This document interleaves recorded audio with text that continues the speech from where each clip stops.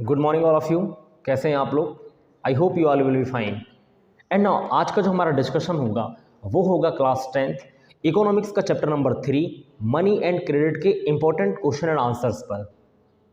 और हाँ, मैंने सारे चैप्टर के इकोनॉमिक्स के 1, 2, 3, 4 एंड 5 चैप्टर के सारी वीडियोस की प्लेलिस्ट बना दी है। आप चाहें तो वहाँ से भी जाके सारे क्वेश्चंस को सारे चैप्टर के क्वेश्चन एंड आंसर को 1 by 1 अंडरस्टैंड कर सकते हैं।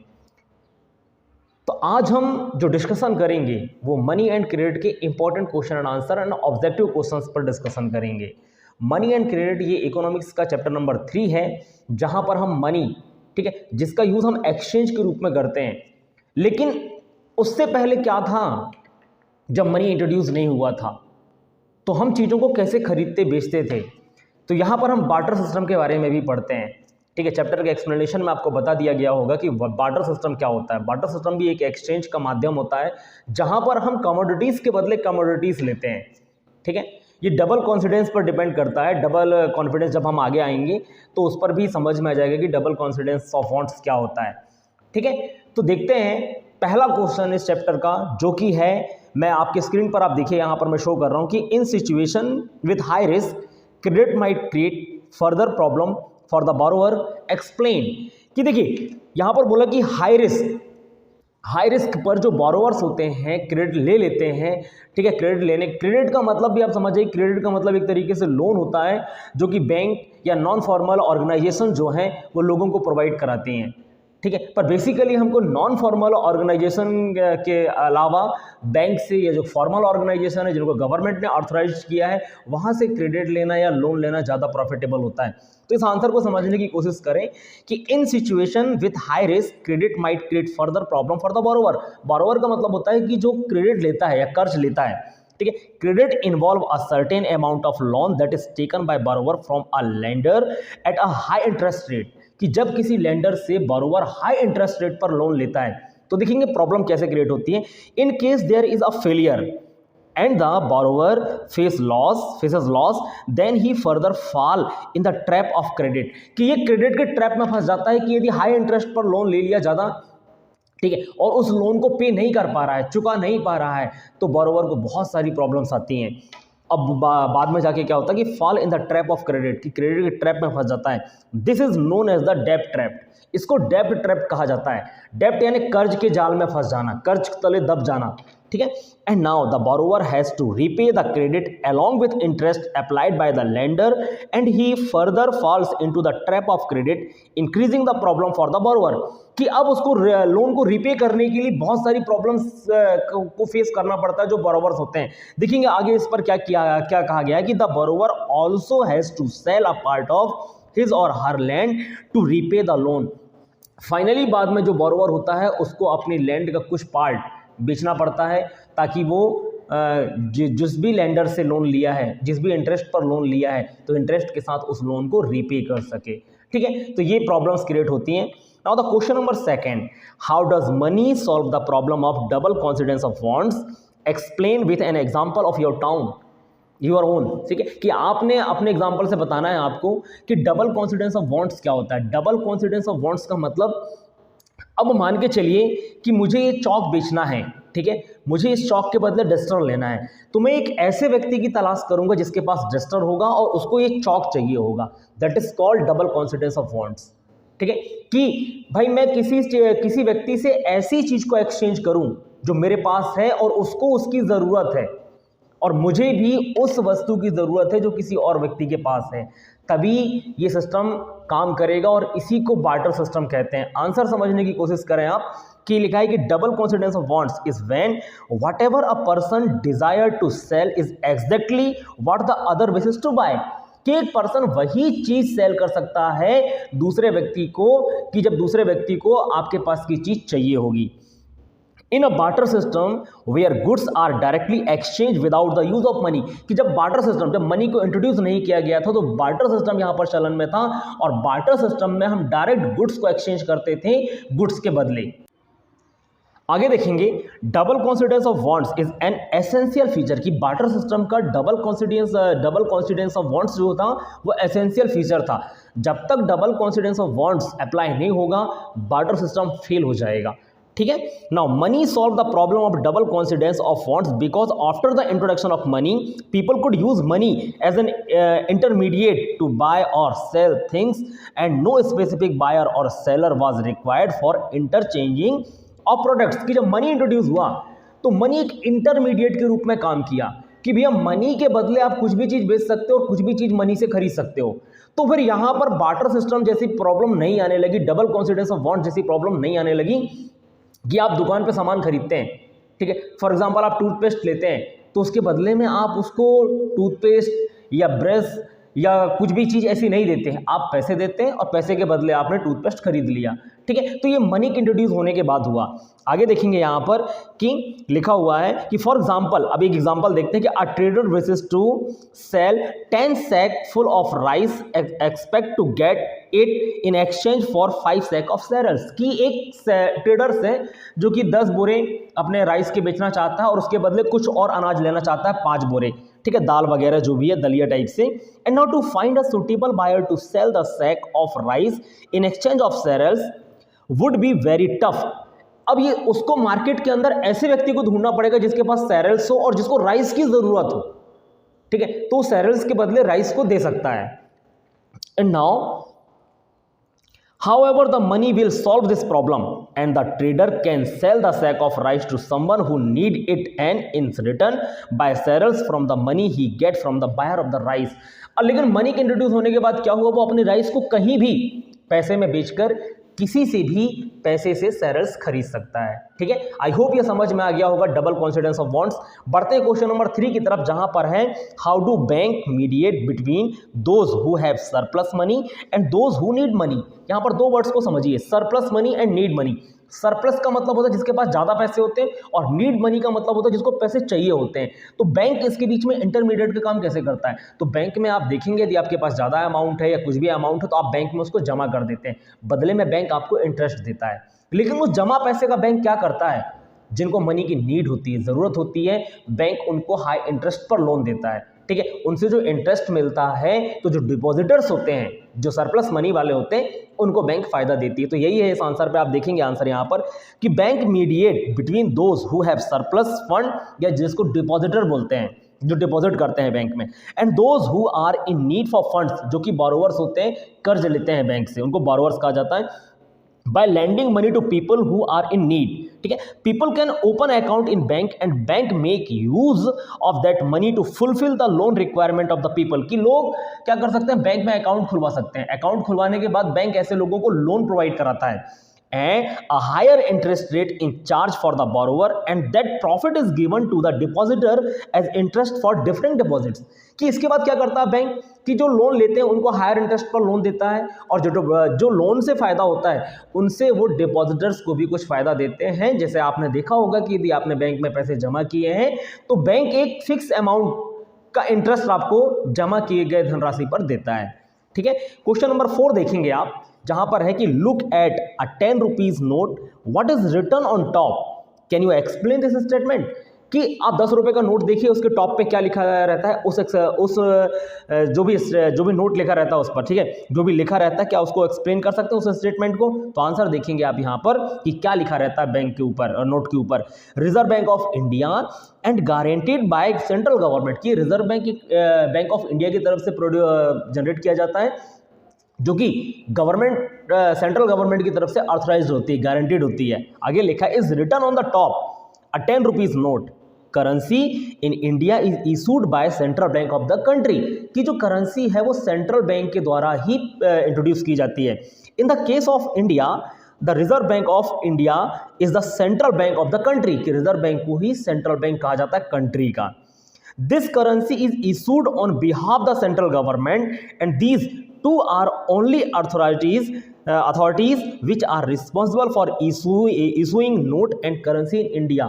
कि ये दो ही जो फर्म्स हैं, क्या बोलते हैं, reserve bank of India and government of India, इन्हीं के पास अथॉरिटी होती है नोट को इंट्रोड्यूस कराने की, किसी भी तरीके के नोट। बढ़ते हैं क्वेश्चन नंबर 5 की तरफ, जहां पर लिखा है, देखेंगे आप कि why do we need to expand formal source of credit in India. अब इसको थोड़ा सा आप ऐसे ही समझ जाइए कि formal source and informal source क्या होते हैं। फॉर्मल सोर्स जो गवर्नमेंट के ऑथराइज होते हैं, गवर्नमेंट जिनको अथॉरिटीज देती है लोन प्रोवाइड कराने की, वो फॉर्मल सोर्स कहलाते हैं। लेकिन कुछ होते हैं जो इनफॉर्मल होते हैं, जो प्राइवेट लेंडर्स होते हैं, लाइक जमींदार, साहूकार होते हैं गाँव में, जो किसानों को लोन प्रोवाइड कराते हैं और हाई इंटरेस्ट रेट पर लोन देते हैं। ठीक है, तो देखेंगे आंसर की formal source of credit are the government authorized organisation that are eligible to lend money to people, कि ये गवर्नमेंट के द्वारा ऑथराइज होते हैं और लोगों को लोन देने का काम करते हैं। Now it is important to expand formal source of credit in India because the informal source are not registered and lend money to people at very high interest rate which is unfair and must not be practicised. कि जो देखिए, इसको expand करने की जरूरत क्यों formal source को, कि लोग क्या करते हैं जब फॉर्मल सोर्स से उनको लोन नहीं मिल पाता है अच्छी तरीके से, या फिर हर जगह पर ये फॉर्मल सोर्स नहीं होते हैं, तो लोग इनफॉर्मल सोर्स की तरफ जाते हैं, जो मनी लेंडर्स होते हैं। तो वो हाई इंटरेस्ट रेट पर लोगों को लोन प्रोवाइड कराने का काम करते हैं, ठीक है, जो कि अनफेयर तरीका होता है, और जब लोन वसूलने के लिए भी ये अनफेयर प्रैक्टिस करते हैं। And now informal source of credit, if formal source of credit are increased, people will be able to borrow money at lesser interest rates and will not be liable to do any extra work for the borrower। कि देखिए कि जो कर्जदार होते हैं, जो कर्ज देने वाले लोग होते हैं, वो क्या कराते हैं, जो यदि प्राइवेट, मैं इनफॉर्मल सोर्सेज की बात करूं तो वो लोग क्या कराते हैं, जिनको कर्ज देते हैं उनसे एक्स्ट्रा वर्क कराते हैं, कुछ और वर्क कराने की कोशिश करते हैं अपने पैसे लेने के बदले। लेकिन जब ये फॉर्मल सोर्स इंक्रीज हो जाएंगे इंडिया के अंदर, तो लोगों को आसानी से लोन मिलने लगेगा और उनको कोई एक्स्ट्रा वर्क करने की जरूरत नहीं पड़ेगी। नेक्स्ट आप देखेंगे यहाँ पर कि specially in India if formal source of credit are increase, people will be able to take loan and use them for the development of the country। कि लोग लोन लेंगे कंट्री के डेवलपमेंट पर, यदि फॉर्मल सोर्स बढ़ते हैं भारत के अंदर तो लोग लोन लेंगे, आसानी से लोन मिल जाएगा, और जो कि कंट्री के डेवलपमेंट पर भी वो योगदान दे सकते हैं। चलिए, इसके बाद मैंने क्वेश्चन नंबर 6 को स्किप किया है, क्वेश्चन नंबर 7 की तरफ देखेंगे आप स्क्रीन पर। What are the reason why the bank might not be willing to lend to certain borrowers? कि कुछ borrowers को, कुछ कर्जदारों को बैंक लोन क्यों नहीं देता है। तो देखेंगे यहाँ पर कि the reason why bank might not be willing to lend money to certain borrowers are given below. कि देखिए क्या क्या रीजंस होते हैं जहाँ पर बैंक लोन नहीं देता। Some people fail to provide the requirement set of documents to get a loan. कि कुछ लोग पूरे डॉक्यूमेंट्स को सबमिट नहीं कर पाते जो लोन के लिए जरूरत होती है। सेकेंड नंबर पर लिखा है कि irregular wages and no fixed job is also one reason because it increases the chance of non repayment of loans। कि कुछ लोगों की पेमेंट क्या रहता है, कुछ लोगों की जॉब फिक्स नहीं होती है, इरेगुलर वेजेस होता है, जिससे बैंक को लगता है कि यार ये लोन को रीपे करने में सक्षम नहीं हो पाएगा, और ऐसे लोगों को बैंक लोन नहीं देती है। नाउ इसके बाद है certain borrowers are added to the list of NPAs। देखिए NPA का मतलब समझिए, NPAs लिखा है, इसका मतलब होता है नॉन परफॉर्मिंग असेट्स। ठीक है, देखिए नॉन परफॉर्मिंग असेट्स का मतलब ये होता है कि कभी कुछ लोग लोन ले लेते हैं बैंक का, एक बैंक से लोन ले लिया और उस लोन को रिपे नहीं किया और दूसरे बैंक से लोन लेने के लिए चले जाते हैं। तो जब ये उनका नाम इस लिस्ट में आता है तो ऐसे लोगों को बैंक लोन नहीं देती है। Now the next, there is high risk in approving loans to entrepreneurs. देखिए एंटरप्रेन्योर्स जो होते हैं वो हाई रिस्क पर लोन लेते हैं और ऐसे लोगों को भी लोन देने से बैंक कतराती है। ठीक है, चलिए नेक्स्ट, मैंने क्वेश्चन नंबर 8 स्किप किया है, मैं 9 की तरफ आता हूं, जहां पर है कि analyse the role of credit for development. कि देखिए इसको समझ जाइए आप कि रोल क्या होता है क्रेडिट का डेवलपमेंट में। यदि आप कोई शॉप ओपन करना चाहते हैं लेकिन आपके पास एक बल्क में अमाउंट नहीं है, लेकिन आपके पास असेट्स है, संपत्ति है जिसके थ्रू आप बैंक से लोन ले सकते हैं, तो बैंक आपको लोन प्रोवाइड करेगी। आप उससे क्या करेंगे, कुछ लोगों को रोजगार देंगे, काम देंगे, जिससे उनका भी घर चलेगा और धीरे धीरे करके आप बैंक के लोन को रिपे कर देंगे। ठीक है, तो आप इस तरीके से डेवलपमेंट पर वर्क कर सकते हैं। तो अंडरस्टैंडिंग आंसर से यदि आपको नोट करना है तो वीडियो पॉज करके इसको नोट कर सकते हैं। ठीक है, बाकी इसका आंसर आप खुद भी लिख सकते हैं। नाउ इसके बाद मैंने यहां पर क्वेश्चन नंबर 11 का बी मेंशन किया है, जहां पर देखेंगे आप लिखा है कि what are the other source from which the small farmers can borrows. कि स्मॉल छोटे किसान और कहां से सोर्स, ऐसे कौन से सोर्स होते हैं जहां से वो लोन ले सकते हैं। तो स्मॉल फार्मर जो है वो इनफॉर्मल सोर्स ऑफ क्रेडिट का यूज करते हैं, जहां पर मनी लेंडर्स, ठीक है, एग्रीकल्चरिस्ट जो होते हैं, बड़े बड़े किसान होते हैं और जो ट्रेडर्स होते हैं उनसे लोन लेते हैं और ये हाई इंटरेस्ट पर लोन लेते हैं। ये भी एक इंपॉर्टेंट क्वेश्चन है, इसको भी ज़रा थोड़ा सा ध्यान से पढ़ लेंगे आप लोग। ठीक है, चलिए बढ़ते हैं नेक्स्ट क्वेश्चन की तरफ। नेक्स्ट क्वेश्चन पे मैंने फिल इन द ब्लैंक्स को ऐड किया है, जो कि क्वेश्चन नंबर 12 है। देखेंगे यहां पर फिल इन द ब्लैंक्स की majority of the credit need of the poor household are made from informal source. कि देखिए क्या होता है, मेजॉरिटी, किसकी मेजॉरिटी ज्यादा है क्रेडिट लेने में, तो जो पुअर हाउस होल्ड होते हैं, गरीब लोग होते हैं, वो ज्यादा लोन लेते हैं। तो पहले का आंसर आएगा पुअर। दूसरे पर लिखा है कि fill in the blanks cost of borrowing increase the डेब्ट बर्डन। ठीक है, तो देखिए हाई कॉस्ट जब लिया जाता है, बोरिंग किया जाता है, तो डेब्ट बर्डन बढ़ जाता है। तो दूसरे में क्या आएगा, हाई आएगा। ठीक है, हाई कॉस्ट। थर्ड नंबर है fill in the blanks issued currency notes on behalf of the central government. तो सेंट्रल गवर्नमेंट के बिहाफ में, ठीक है, तो ये आ जाएगा रिजर्व बैंक ऑफ इंडिया जो है वो सेंट्रल गवर्नमेंट के बिहाफ में क्या करती है, नोट को इशू करती है।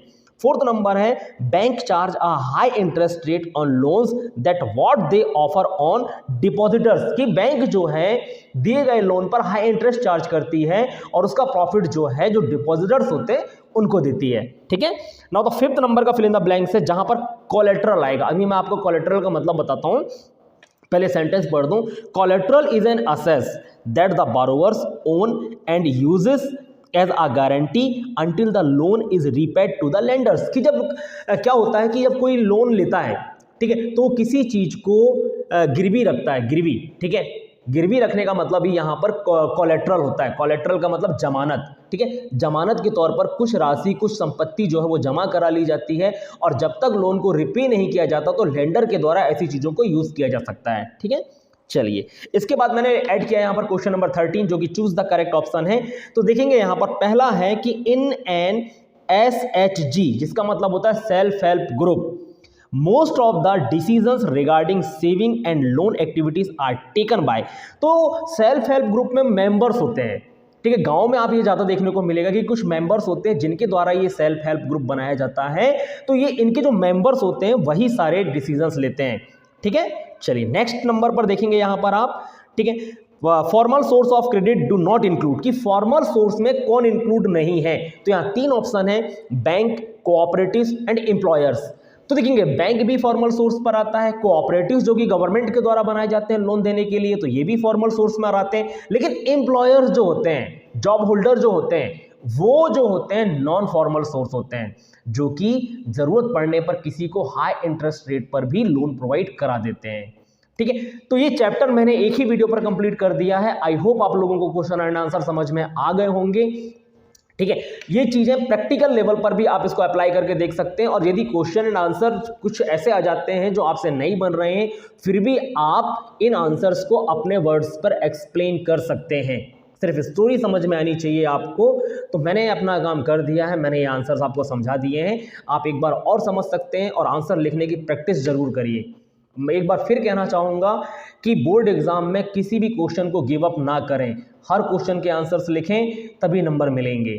ठीक है, चलिए, और मैंने प्लेलिस्ट क्रिएट कर दी है, तो आप चाहें तो प्लेलिस्ट से जाकर भी सारे वीडियोस इकोनॉमिक्स के देख लेते हैं। इकोनॉमिक्स का चैप्टर मैंने कंप्लीट कर दिया है। नेक्स्ट वीडियो में हम हिस्ट्री की तरफ आएंगे और हिस्ट्री का चैप्टर 1 स्टार्ट करेंगे, और उसके भी कुछ इंपॉर्टेंट क्वेश्चन एंड आंसर के बारे में डिस्कशन करेंगे। तो आज के लिए बस इतना ही। Thank you so much and thanks for watching this video. मिलते हैं नेक्स्ट वीडियो में एक नेक्स्ट चैप्टर के साथ।